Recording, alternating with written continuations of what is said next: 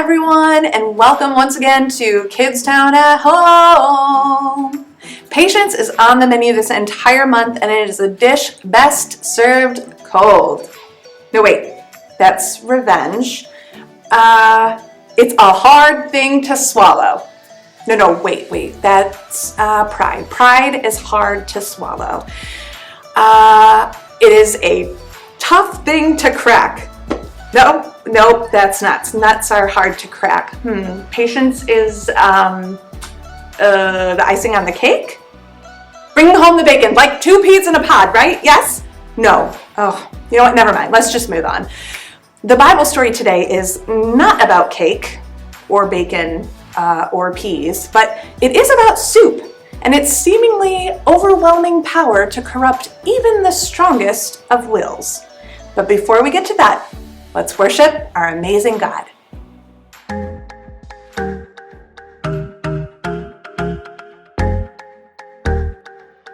Sometimes it's hard to wait for all the things that I want. Sometimes I kind of feel like it's just taking too long to get the things I want, what I think I need, but I know you know what's best for me. I'm gonna live what I believe. I'm gonna wait cause I know you're still working. I'm gonna have patience cause it'll be worth it. I'm gonna have faith, I know you have a purpose. I'm gonna wait cause I know you're still working on me. Still working on me.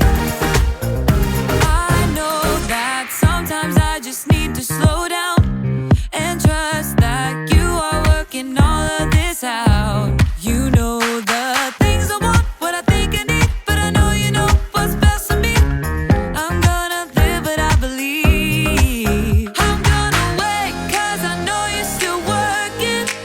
I'm gonna have patience cause it'll be worth it. I'm gonna have faith, I know you have a purpose.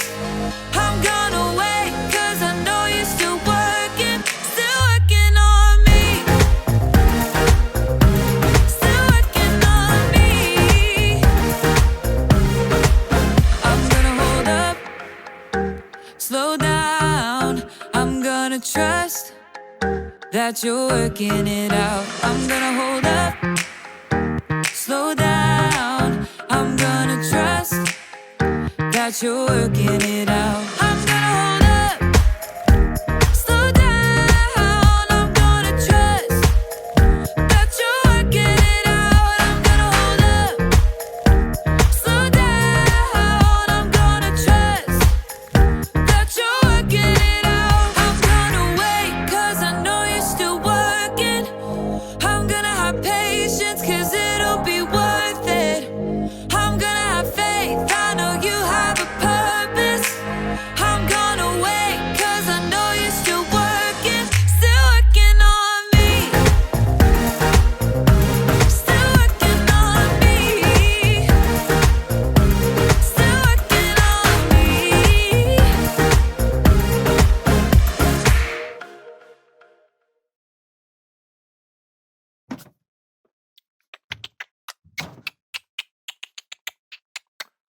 Ooh, a marshmallow. Sure. Eat the mallow, miss out on something better. What do you mean? If you wait and don't eat that mallow until I return, then you will receive something even better than a mere measly mallow. Better than a marshmallow?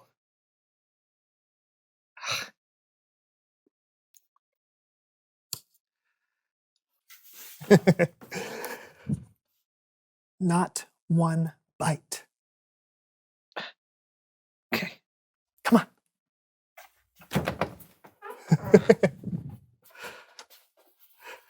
Okay. I don't think he can wait and resist eating that marshmallow, but if he can, I'm going to give him an entire bag of marshmallows. All right, here we go. Count to 10. 1, 2.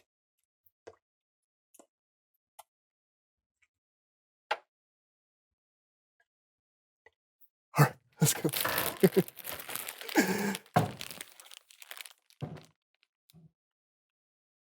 Where's the desk? Did you eat the desk? I You ate the desk! didn't eat the marshmallow.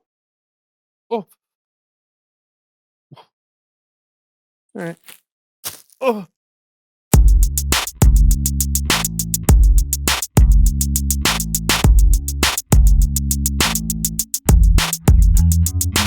Hey everybody, I'm John. And I'm Brandon, and welcome to the So-and-So Show. You've been waiting a whole week to see this show. Thank you for your patience. I know you won't be disappointed. Did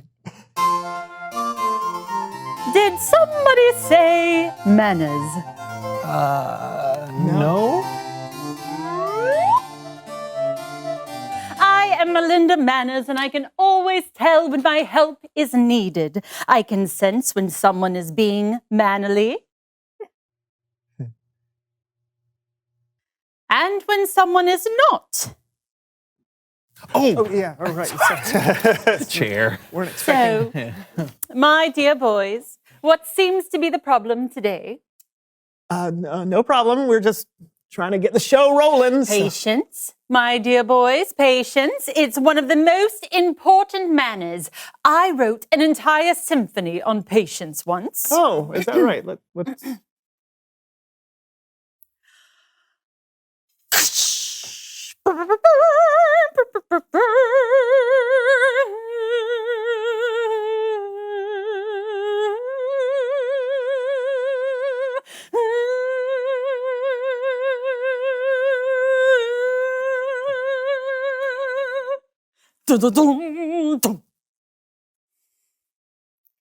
Nice. Yeah, I feel like I'm learning so much from that. Oh, that's just the tip of the ice cube. Oh, no, that's not the way that. If you want to be mannerly, don't speak out, just sit quietly. Don't correct or presume, just sit tight and listen to me. Now, I meant what I said about sitting tight. Shoulders back, boys. It is unmannerly to slouch. Better? So, Melinda, now that you're here, what do you like to do for fun? Oh, so many things. There's nothing unmannerly about having fun, after all. I keep my favorite things with me at all times. Let's see. Oh, yes. Hold this, please. Yes. Okay. Oh. A ball for baskets.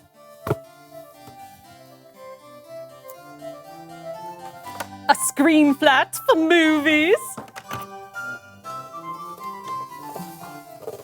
And this electronic sewing box. Wow, you certainly do know how to have fun. How did you pull all of this out of that bag? I may be delicate in my manners, but I am a strong woman. Manners and strength are like peas and carrots. They go together like deserts and ferrets. How do deserts and ferrets go together? Now, my most favorite fun to have is the kind that you can really learn from.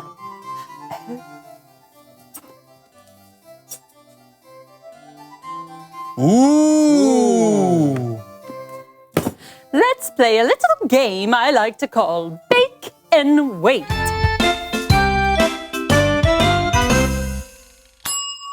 Our preparations are complete. Now we simply need to insert the pan into the oven.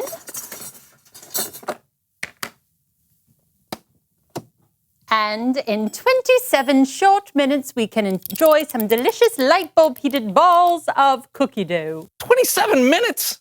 Hey, this may take a while. You may want to speed through.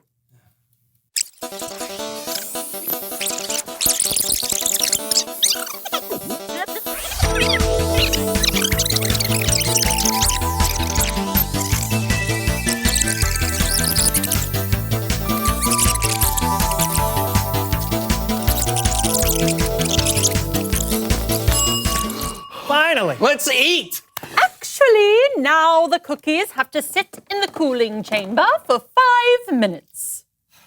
Oh no, thank you. Oh. Wow!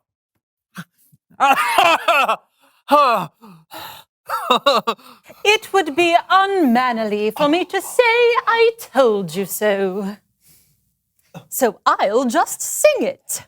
Being patient is always right, but you didn't listen, for you're not so bright. It's Bible story time with Kellen.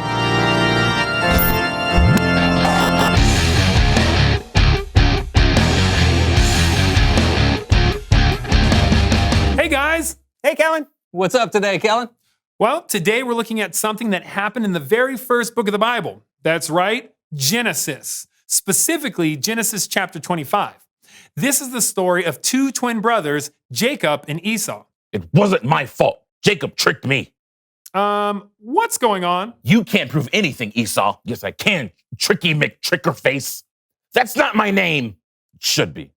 Okay, slow down. I think we might need some kind of judge to handle this.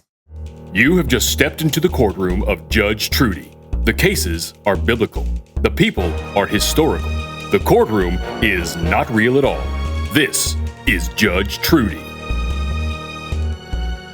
Just to be clear, this courtroom did not appear in the Bible. Oh, I'll take it from here, Kellen. So,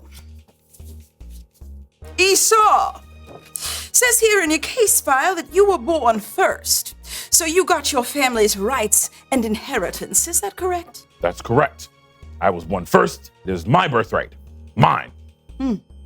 Well, a birthright is a really big deal. It means you'll get more of your father's wealth and property, and that you'll become leader of the family. Yeah, that's right. But Jacob, you stole the birthright from your older brother, correct? No, I did not steal it. He sold it to me, fair and square. The trickster! At it again! You were the one who made the trade. Order! I need to know the real story. Bailiff, roll the security footage. Jacob, quick! I'm insanely hungry. Feed me some of that stew. Sure, but first you have to sell me your birthright. Look, I'm dying of hunger. What good are those rights to me now? Promise me. Promise me you'll sell me your rights. Fine. I can't wait any longer. I promise to give you my birthright.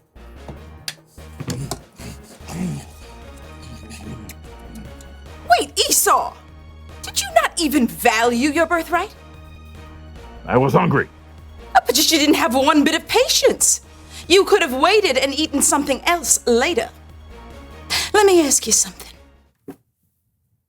Was the stew worth it? It was okay. Tasteless, but for a moment. But your birthright would have affected generations.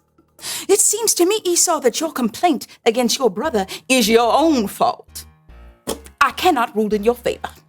You made your choice. Court is adjourned. This has been Judge Trudy.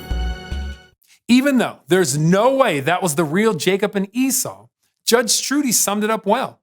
Esau did not value his rights as the firstborn son. Being impatient made him sell something that was worth more than we can imagine for the price of one little bowl of stew. Bummer. Seriously, being impatient can actually cost you. Totally. When we're not patient, we rush in without thinking about the consequences. Oh, I know. I bent my tongue. Oh, I'm so sorry. Yeah, me too. I think we can avoid a lot of problems if we just pause and think before we act. There's a lot we can miss out on when we're not willing to wait. It's good to hear. Thanks, Kellen. Yeah, thanks. You got it. I'll see you guys next time. I think of the end of that today. Put that away, please. Sorry. Reveal the question. What could you miss out on by not waiting? Yeah, like when you eat snacks before dinner and then you're not hungry and it turns out to be your favorite meal. That's a bummer. Yeah, or you can miss out on spending time with your friends who are running late because you didn't want to wait for them. Or maybe something even more drastic, like in Esau's case. Talk about it together, and we'll see you next time. I'm John. And I'm Brandon, and this was The So-and-So Show. And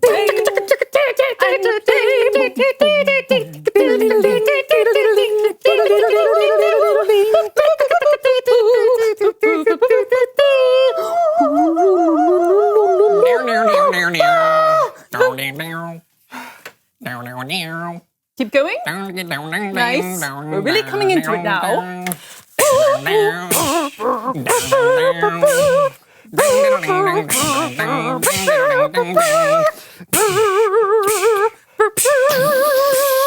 Now it's time for the big finish. All right.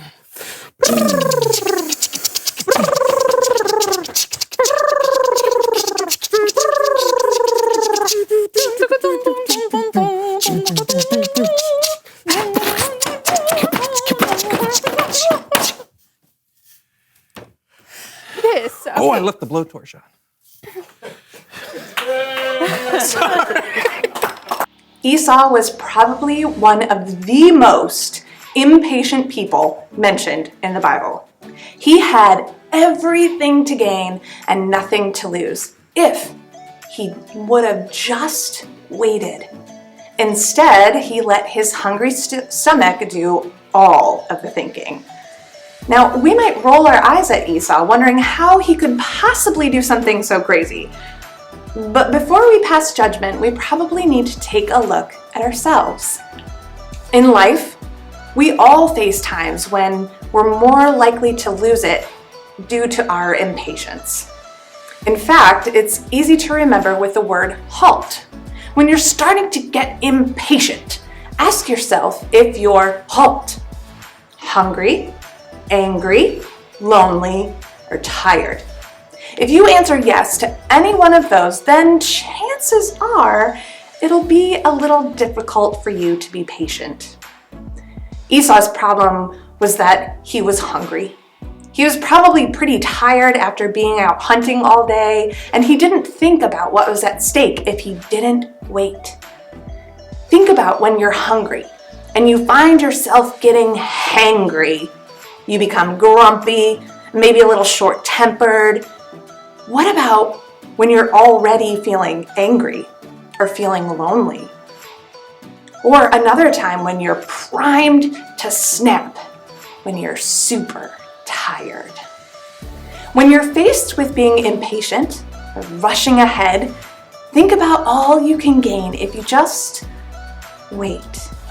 If you lose your temper, you're missing out on what's best. Plus, chances are the impatience will cause you some trouble.